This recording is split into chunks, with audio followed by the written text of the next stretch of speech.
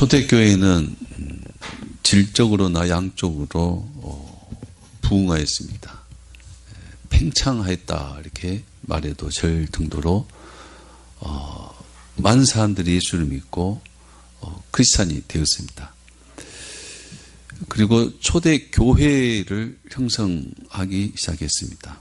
그런데 이 교회에 사람들이 많이 모이게 되면, 교회라도 사람들이 많이 모이면 거기에 문제가 발생하고 실수도 따릅니다. 초대교회도 마찬가지였습니다. 교인들이 많아지자 교회가 매일 구제하는 선한 일에 헬라파 유대인 과부들이 누락된 것입니다. 그러자 헬라파 유대인들이 히브리파 사람들을 원망하게 되었습니다. 사도들은 이 문제를 해결하기 위해서 자기들은 기도와 말씀에 전념하고, 그리고 교인들이 선출한 7 집사에게는 행정과 구제 사역을 맡기기로 하였습니다. 그 결과 사도들은 말씀에 집중하고, 또 교인들은, 집사님들은 구제와 행정에 집중하고, 그 결과 하나님의 말씀이 더 왕성해졌고 교회는 부흥했습니다. 그래서 7절, 하나님의 말씀이 점점 왕성하여 예루살렘에 있는 제자의 수가 더 심히 많아지고 허다한 제사장의 무리도 이 도에 복종하니라 그랬습니다. 이런 상황을, 초대교회에 이렇게 부흥하고 팽창하는 이 상황을 설명하는 본문 말씀에서 6장 말씀에 보면 제자라는 말이 반복적으로 등장하는 걸 알 수 있습니다. 1절에, 6장 1절에도 보면 그때 제자가 더 많아지셨는데 그래요. 6장 2절에도 보면 12사도가 모든 제자를 불러 이르되, 12사도가 제자들을 모았다, 불렀다. 그리고 5절에는 이 선출된 제자들의 명단도 나옵니다. 그리고 7절에는, 6장 7절, 오늘 말씀이죠. 7절에는 하나님의 말씀이 점점 왕성하여 예루살렘에 있는 제자의 수가 더 심히 많아지고 이렇게 말하고 있습니다. 그러니까 제자, 믿는 사람의 수가 이렇게 하지 않고 제자의 수가 더 많아지고 이렇게 하고 있습니다. 그래서 6장에는 제자라는 말을 반복적으로, 어쩌면 의도적으로 더 많이 쓰고 있습니다. 근데 5장까지는 제자라는 말보다 믿는 사람, 믿는 자라는 말을 더 많이 했습니다. 그래서 사도행전 4장 4절 보면 말씀을 들은 사람 중에 믿는 자가 많으니 이렇게 표현했어요. 제자라가 아니라 믿는 자가 많으니 이렇게 했고, 4장 32절에 믿는 무리가 이렇게 했어요. 믿는 제자들이 이렇게 하지 않고 믿는 무리가. 5장 12절에도 사도들의 손을 통하여 민간의 표적과 기사가 많이 일어나며 믿는 사람들이 이렇게 말했어요. 믿는 사람들이. 5장 14절에도 믿고 죽게 나오는 자가 더 많으니, 믿는 자가 믿는 자, 믿고 믿는 사람들, 이렇게 표현을 하고 있습니다. 그래서 이걸 종합해 보면 초대교회는 예수 믿는 사람들이 많아졌습니다. 예수 믿는 사람들이 많아졌고, 그 믿는 사람들 가운데 예수님의 제자가 되는 사람들도 심히 많아졌다는 겁니다. 믿는 사람들이 많아졌고, 믿는 사람들 가운데 제자들도 많아졌다 이겁니다. 그래서 성경 본문은 의도적으로 믿는 자와 제자들을 구분하고 있는 것처럼 보입니다. 의도적인 것처럼. 그래서 다시 이걸 종합하면 예수 믿는 사람들이 점점 예수님의 제자가 되고 있다 하는 것을 알 수 있습니다. 그러니까 7 집사를 선출할 때도 제자들 가운데 선출합니다. 제자들 가운데, 많은 제자들 가운데 7을 선출합니다. 많은 예수 믿는 사람들이 제자들이 되고 있었다 하는 겁니다. 우리가 알듯이 믿는다 이 말은 말 그대로 믿는다, 순종한다, 의지한다, 신뢰한다 이런 뜻입니다. 제자는 말 그대로 배운다, 생도, 제자, 배우는 자 이런 뜻입니다.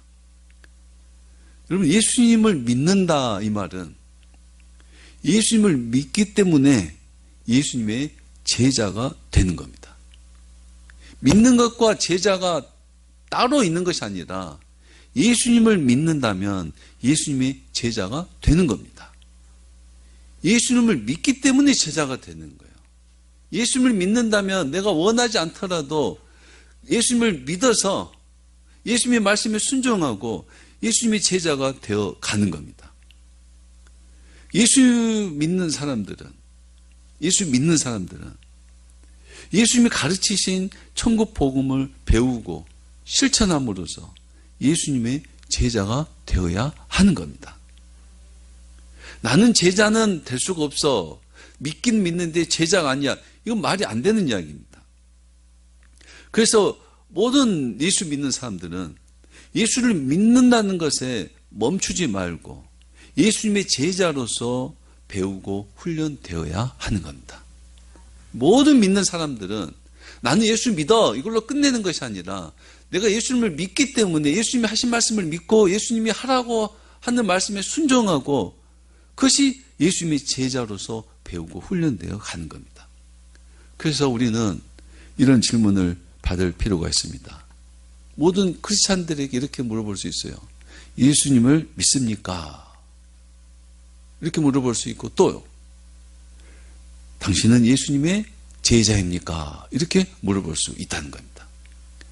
예수님을 믿는다고 하면서 예수님의 제자가 되지 못하는 것은 어쩌면 예수님을 믿는다고 하지만 믿지 못하는 사람일 수도 있습니다.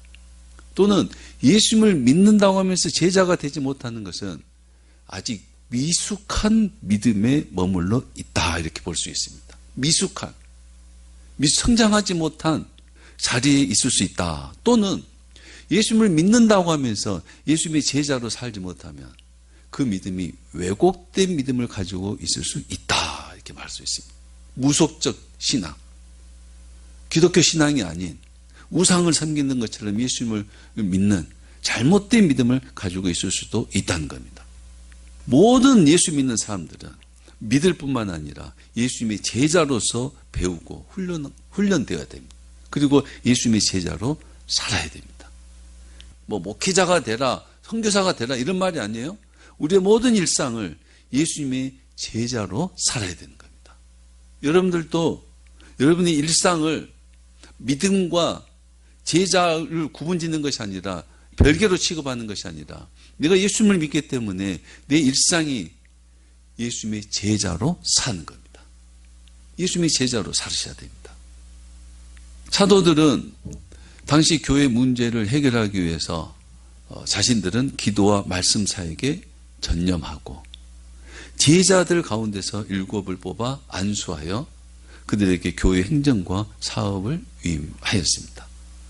교회에 문제가 생기면 말씀 전하는 자들은 더 말씀에 집중하고 저한테 참 와닿는 말씀입니다.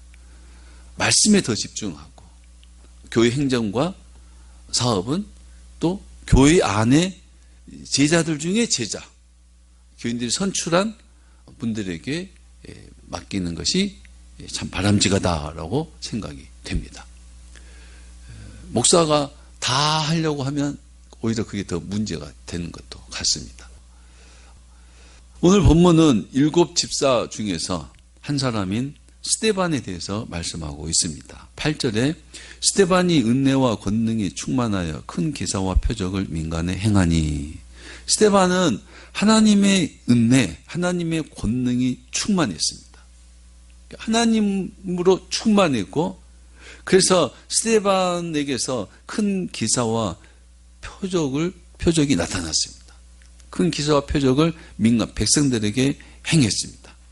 6장 5절에도 스데반을 설명할 때 스데반은 믿음과 성령이 충만한 사람 이렇게 표현합니다. 그러니까 스데반은 믿음과 성령이 충만했고 하나님의 은혜와 권능이 충만했고 이로써 백성들에게 큰 기사와 표적을 행했습니다.